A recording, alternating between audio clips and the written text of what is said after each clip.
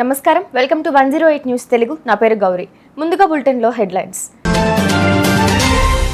24 గంటల కరెంట్ ఇస్తున్నట్లు చూపెడితే బీఆర్ఎస్ శాసన సభాపక్షం మొత్తం రాజీనామా చేస్తాం కేటీఆర్ సవాల్ దట్టమైన మంచులోను కవచ్ తో రైట్ రైల్వే మంత్రి పోస్ట్ వైరల్ ఈ రోజు రేపు మోదీ కువైట్ పర్యటనపై మోదీ ఆసక్తికర ట్వీట్ జెసిరాజ్ క్రీడలకు గౌరవం తెచ్చారు సీఎం ప్రశంసలు శాసనసభలో రైతు భరోసాపై స్వల్పకాలిక చర్చ సందర్భంగా మంత్రి Komatireddy Venkat Reddy BRS working president MLA KTR మధ్య మాటల యుద్ధం చోటు చేసుకుంది.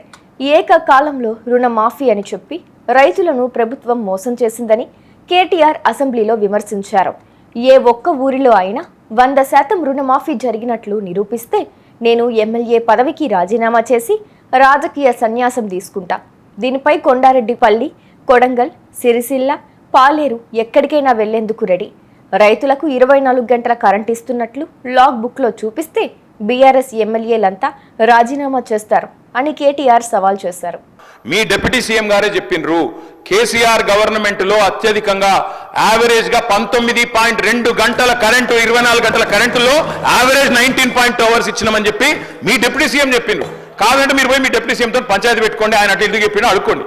ఇంకొక మాట, లాగ్ బుక్ అన్నారు అధ్యక్ష. మేము అంటున్నా అధ్యక్ష, ఇవాళ కాంగ్రెస్ ప్రభుత్వం ప్రకటనలు గుప్పిస్తున్నది. ఎక్కడ చూసినా ఇవాళ మొత్తం కాంగ్రెస్ ప్రకటనలే కనబడుతున్నాయి. అందులో ఏం చెప్తున్నారు అధ్యక్ష? 24 గంటల కరెంటు. నేను వెంకటరెడ్డి గారిని అడుగుతున్నా, ఈడికెళ్ళి మీ సభ వాయిదా వేయండి అధ్యక్ష, బస్సులు అందరం పోదాం, నల్గొండ జిల్లాకే పోదాం. ఈ రోజు ఏ ఒక్క లాగ్ బుక్ లోనన్నా 24 గంటల కరెంటు వస్తున్నట్టు చూపెడితే మేము మొత్తం శాసనసభాపక్షం రాజీనామా చేస్తామని చెప్పి నేను ఆయన అడుగుతా ఉన్నా అధ్యక్ష. అధ్యక్ష, ఇప్పుడు వాళ్ళేమో ప్రచారం చేయొచ్చు, పద్ధతి కాదు అధ్యక్ష. మాట్లాడుతుంది ఒకటి, వారు ఇంకొకటి చెప్తా ఉన్నారు. ఇంకొక మాట అధ్యక్ష, ఇంకొక మాట అధ్యక్ష, ఇంకొక మాట మంత్రి గారు నేను కోరుతా. అన్నదాతల గురించి అన్నదాతల గురించే మాట్లాడుతున్నా సార్, అన్నదాతల గురించి మాట్లాడుతున్నా. మంత్రి గారు తప్పకుండా ఈ విషయం తెలుసుకోవాలి, ముఖ్యంగా నల్గొండ జిల్లా మంత్రి గారు. అధ్యక్ష, కేసీఆర్ ప్రభుత్వంలో నల్గొండ జిల్లాకు జరిగింది ఏంది అంటే ఒక్క నిమిషంలో చెప్పాలి అంటే అధ్యక్ష, భారతదేశం మొత్తంలో తెలంగాణ నెంబర్ 1 స్థాయికి చేరుకుంటే ధాన్యం పండించడంలో, ధాన్యం ఉత్పత్తిలో, అందులో ఉమ్మడి జిల్లా తీసుకుంటే అధ్యక్ష, మొత్తం తెలంగాణనేమో భారతదేశంలో ధాన్యం ఉత్పత్తిలో నెంబర్ 1 అయితే తెలంగాణలోని ఉమ్మడి 10 జిల్లాల్లో వరి ధాన్యం పండించడంలో నెంబర్ 1 జిల్లా నల్గొండ జిల్లా అనే మాట నేను గౌరవ మంత్రి గారికి చెప్తా ఉన్నా అధ్యక్ష. అత్యధికంగా ధాన్యం పండింది నల్గొండ. ఇది వారు తెలుసుకోవాలా, తెలుసుకొని మాట్లాడాలని చెప్పి నేను కోరుతా ఉన్నా అధ్యక్ష. ఇక మీరు దాని మీద మళ్ళీ ప్రత్యేకంగా చర్చకు అవకాశం ఇస్తానంటే మేము సిద్ధంగా ఉన్నాం అధ్యక్ష. రైలు ప్రమాదాలను నివారించేందుకు రైల్వే శాఖ ఇటీవలే ఆటోమేటిక్ రైలు రక్షణ వ్యవస్థ కవచ్ను అందుబాటులోకి తెచ్చిన విషయం తెలిసిందే.